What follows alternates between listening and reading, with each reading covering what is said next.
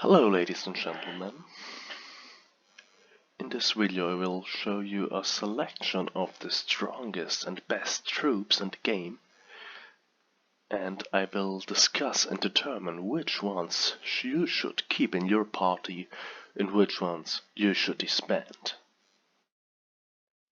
Which of these troops are, tactically speaking and economically speaking, your best go-to?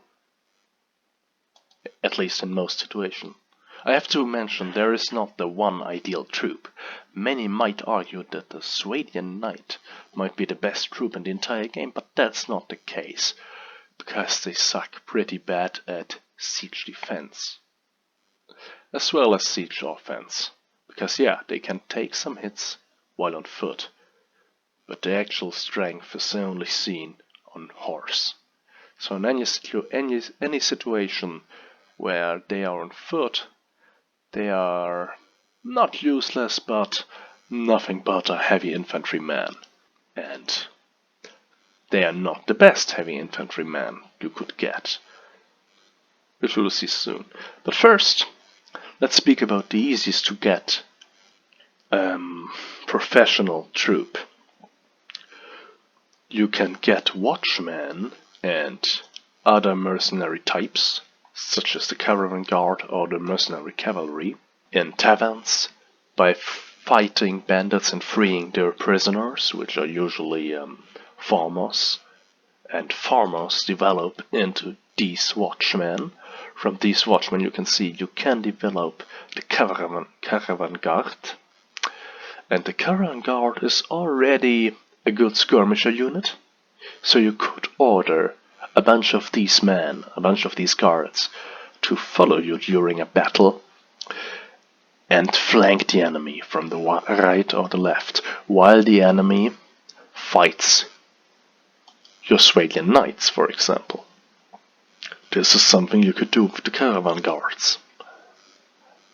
Or you upgrade the caravan guards to the most balanced and cheapest heavy horseman you could have, which is this one, the mercenary horsemen. It's one step below the mercenary cavalry, which are pretty heavy and are basically Swadian knights in less fancy clothing. But these men here are much cheaper than the cavalry, and they are cheaper than the Swadian Knight, and even cheaper than the Mameluke. So, from a point of view of balance and efficient gameplay, actually the mercenary horseman is the best heavy cavalry in the game, because they have fast horses. You can see these white horses here, they are cruisers. I don't know how to pronounce them, I'm sorry. I call them cruisers, at least it's written more or less this way. So they're pretty fast, and they wear chainmail, leather boots, have a one-handed sword and shield, which makes them pretty good shock troops, pretty good heavy cavalry, to circle enemies, to charge into enemies, and to even circle enemies and crush them one by one, singly. They're fast enough even to skirmish, actually. So they are a good heavy cavalry troop with some advantages in speed compared to the mercenary cavalry, which have an armored horse, yes, but they're pretty slow, and compared to the Swadian Knight or the slightly cheaper Mameluke. So this is why I recommend the mercenary horseman. If you really need heavily armored horsemen, I don't recommend the mercenary cavalry, so let's disband all of them. I do this by pressing Ctrl and left clicking on disband. I disband all of them. So you do not need those highly expensive troops, but if you want a heavy cavalry troop on a heavy horse, you take the Serenade Mameluke. On this picture he has a two-handed mace, and some of them actually do have this two-handed mace, so they're good for manhunting, good for taking prisoners. But most of them spawn with a shield, a lance and a sword, so they are similar to the Swadian Knight and to the mercenary horseman, but have the advantage of having a slow but hard to kill horse, and at least some of them have maces, which do blunt damage and wound enemies instead of killing them, so you can take them prisoner after the battle.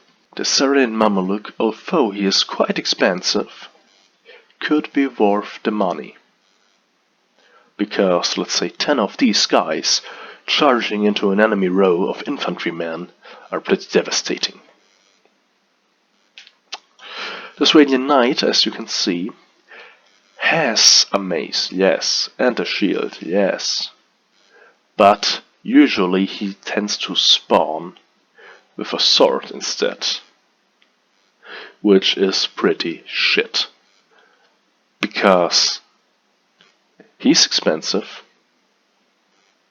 and he actually kills your enemies, which is a downside compared to the cheaper, similarly effective Mameluke, who in some cases wounds the enemies. And if you have seen my gameplay tutorial, or if you consider watching my special economy and trade tutorial, you will see that capturing people is quite lucrative. No matter how good or bad you want to play your character, you will always end up being a slave trader, believe me, because this is how you earn tons of money in this game. So, bye bye, Swadian Knight. The cheapest horseman in the game actually is an infantry unit. It's the Kurgit tribesman. The Kurgit tribesman appears in this picture to have no horse, but he sometimes spawns with a mule or a horse. So you have the armor and the weapons that are depicted in this picture, but you get a horse. So you have a light horse archer for only 1 dinar a week. It's actually worth the gamble if you think about it. Because if you had a full army, in my case 65 men, only consisting of these tribesmen, you will get a decent amount of mounted men, let's say roughly 20 of them, 20 mounted men per battle, and pay them only 1 dinar per week.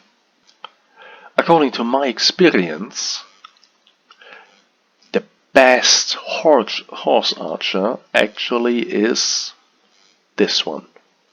Not the Kurgit horse archer, but the Kurgit horseman. He spawns with a shield, a fast horse, a bow obviously, a random melee weapon, sometimes even a lance, and is pretty cheap.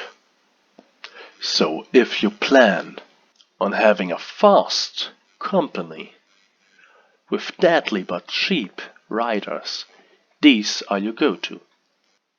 So I talked about shock cavalry or heavy cavalry. I talked about the Kurgit horseman. I told you my little secret with the Kurgit tribesman, who actually is a hidden horseman to a certain degree for only 1 dinar a week. I can't recommend him enough. So let's have a look to the best infantrymen and to the best archers in this game, or range unit in general. At least if we talk about defense. Because attacking a castle with these guys, for example, with an army of Kurgit horsemen and Syrian Mamelukes, is quite easy. If you order these men to stay in the background during the siege and fire at the enemy, and you order these men to charge the walls, you will win sooner or later. It might take some waves, it might take some time, it might even take several approaches to take a castle. This is normal in Mount&Blade, but sooner or later you will get to the point with this combination of horsemen and Mamelukes of having your own castle. But holding a castle is the actual trick, because if you found your own kingdom by being independent and conquering a castle, this automatically creates your personal kingdom with you as a king, you will be a target to every other faction in the game simultaneously. They will all try to kill you. They will all try to conquer your land. They will all try to eradicate you more or less at the same time. So you will need the best man to defend your tiny castle. And the best men to defend your tiny castle are these, the Rhodoks Sergeant. They are not as expensive as one might have thought, aren't they? I mean, we've seen troops paying 48 dinars a week, or even 50, like the Swadian Knight, or even 60 dinars a week. Those cost only 24 and are the best infantrymen in the game, believe me. They have a heavy helmet, a basket with some face protection. Sometimes they even spawn with a full plate helmet on their face, which is the best helmet in the game. They spawn with a huge shield. They have always a glaive. And they spawn with... well, actually the one-handed weapon depends. Most of them spawn with this cleaver, which is a pretty deadly combination. It actually behaves like a mixture of an axe and a mace, but some of them spawn with actual maces or swords. But I guarantee you they will always have this huge shield, chainmail, a good helmet, and the glaive. And this combination makes them perfect to hold walls. Because you know, sieges in Mount&Blade Warband have always one weak point attacked with a ladder or a siege tower. It's just one. And if you place these men exactly in front of this weak point of your wall, which is attacked by this ladder or the siege tower, the enemy can't climb it. The enemy will not reach the wall because their glaives will cut them down before they actually reach the top of the wall, or before they actually can leave the siege tower. And now we look at their ranged troop sibling, if you want so. He costs the equal amount of dinars, 24 dinars a week. He also comes with a chainmail, although it is slightly weaker than this version. He also spawns with this huge massive shield, and a pretty solid helmet, a one-handed weapon, which is used with this shield, of course, and a pretty deadly crossbow. It's either the heavy crossbow or the siege crossbow, and the siege crossbow is the best, heaviest and deadliest crossbow in the game. Unfortunately, it cannot be equipped on horseback.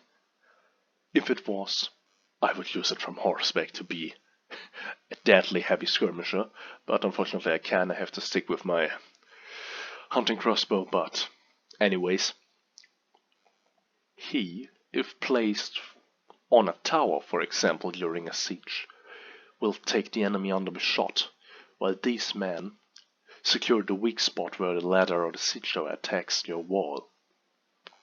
And this combination cannot be won. This is why the Rhodoks, which are this green faction, are one of the most stable factions in the game. They don't conquer much, they don't expand much, but they neither lose a lot. Their territory remains more or less the same. Sometimes they lose this castle, this castle, this castle and this castle. And sometimes they conquer this castle, or even Uxkhal, or Waya Castle in Charisse. But that's it. And we got an honorable mention here, I forgot about. It's this man, the Serenit Veteran Footman. He's an honorable mention because he pays only 8 dinars a week, but has a pretty solid medium armor. It looks light, but actually it's medium. A quite big shield, a one-handed sword, so he can penetrate enemy armor, but cut also through light enemies. And he also has these throwing spears on the back. So he has the advantage of a ranged unit combined with the advantages of a medium infantry unit.